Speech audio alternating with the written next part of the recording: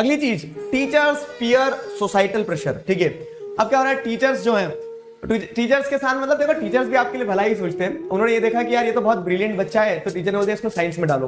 ठीक है, अब आपकी प्लानिंग कुछ और है। अगर आपको ऐसा लग रहा है कि ब्रिलियंसी सिर्फ साइंस से नहीं जुड़ी हुई है, आपको ऐसा लग रहा है कि आप कॉमर्स से भी कुछ बेहतर कर पा रहे हैं, तो वो प्रेशर में नहीं आना कि यार मेरे टीचर ने ये बोल दिया, क्योंकि ultimately you know yourself better than anyone else. ठीक है, आपको आपसे बेहतर और कोई नहीं जानता है। तो आपके अगर कोई प्लान है, कोई पॉलिसीज ऐसी हैं आपकी कि हाँ आप ये स्ट्रीम लेके ये करना चाह रहे हैं, तो सिर्फ सोसाइटल प्रेशर में, पीयर प्रेशर एक बड़ी प्रॉब्लम बनती है कि ग्रुप था, 10th तक साथ में थे, बढ़िया, एक साथ लंच ब्रेक में भी मिलते थे, पीरियड में भी एक साथ बंक करते थे, सारा सब कुछ।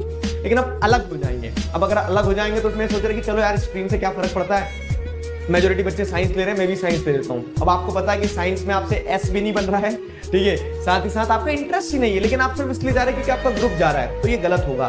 ग्रुप आपका जीवन भर आपके साथ बना रहेगा, अगर वो ग्रुप सच्चा ग्रुप है तो। ठीक है, बाकी ठीक है, सिर्फ ग्रुप या फिर कह सकते हैं अपने पीयर प्रेशर में आके, अपने फ्रेंड सर्कल के इन्फ्लुएंस में आके ऐसा लग रहा है आपको कि यार एक साल और अगर एक ही क्लास में रहेंगे तो शायद हमारी बात बन जाएगी, ठीक है, आपकी क्रश के साथ। तो उन एस्पेक्ट्स को एक तरफ रखना, क्योंकि एक इंपॉर्टेंट डिसीजन होने वाला है। You have to decide about your life.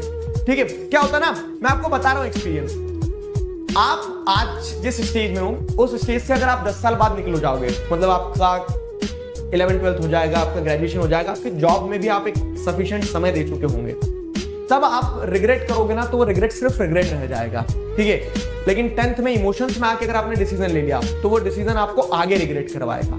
I hope you got my point. ठीक है, तो समय निकलने के बाद में पछताने के अलावा कुछ हाथ नहीं रहता है। तो यहाँ निर्णय जो है तो प्रूडेंशियल के बेसिस पर लेना अपने, ठीक है, अपनी बुद्धि के विवेक के बेसिस पर लेना, ना कि इमोशंस में आके। और जो ये है कि science is good, humanity is सबसे आखिरी में। ठीक है, वो क्या है, सोसाइटी है। अल्टीमेटली आपने क्या कह लिया, आपने ये देखा कि आपसे साइंस नहीं बन रही थी, आपने क्या लिया, PCM और बायोलॉजी भी ले लिया साथ में, फिजिक्स, केमिस्ट्री, मैथ्स, बायोलॉजी सब ले लिया। क्यों? क्योंकि वो सबसे ज्यादा क्या माना जाता है कि सबसे ज्यादा मेरिट वाला बच्चा होगा, ये लेगा, ये माना जाता है। सोसाइटी का मैं परसेप्शन बता रहा हूँ।